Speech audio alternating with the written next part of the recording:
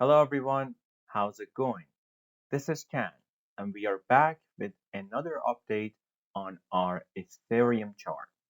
It's been a long time since we updated our analysis, and that's because market was very active in the last couple of weeks before the news of war breaking out, and we were busy providing new signals and analysis on our Telegram channel. So don't forget to follow us there in order to get the latest updates on our analysis. Now let's get back to our big analysis on Ethereum on the 3-day time frame. Now, if you remember, we told you that Ethereum had already started a recovery wave I and going strong in order to retake higher resistance levels. Now, our analysis ended right around here, and we told you that we expected a rejection soon happening with the price. And based on the rejection we get from here, we will decide what's going to happen next on Ethereum. And of course, I told you that we will going to see some gains before the correction actually happens because market makers were not going to make it easy for us.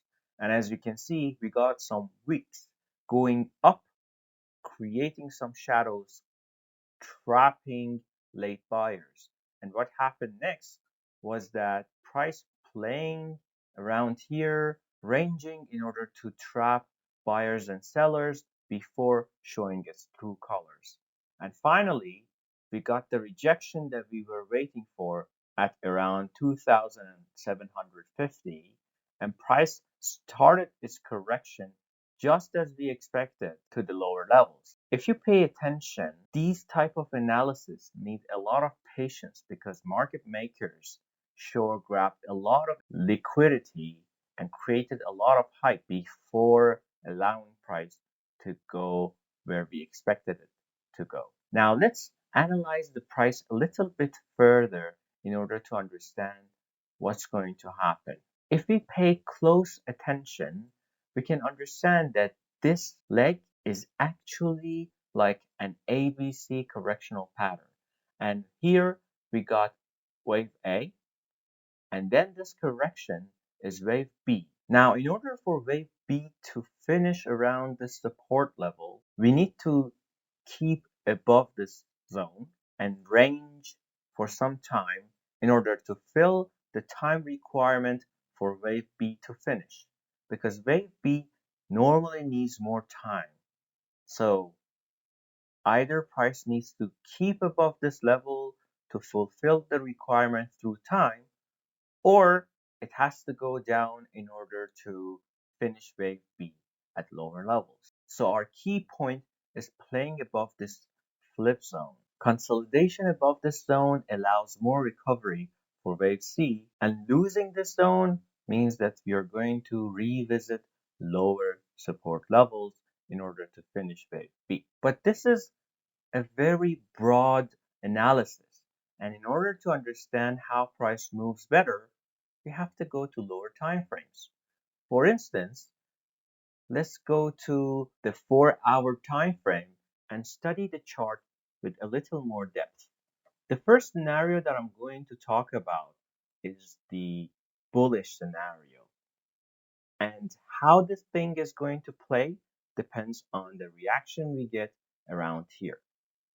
Let's consider this overview from Wyckoff theory and say that this correction is actually a reaccumulation phase, meaning that this correction is an opportunity to buy for retail traders and many people who are left out in buying Ethereum. In that case, this S phase on this Wyckoff theory needs to push price to higher levels. This support zone has to keep the price at this level, and we should not see further penetration to lower support levels. And if we get a strong recovery with a good momentum and we break above this resistance zone, we can say that, okay, this correction was just a reaccumulation phase, and soon we will see Ethereum above $3,000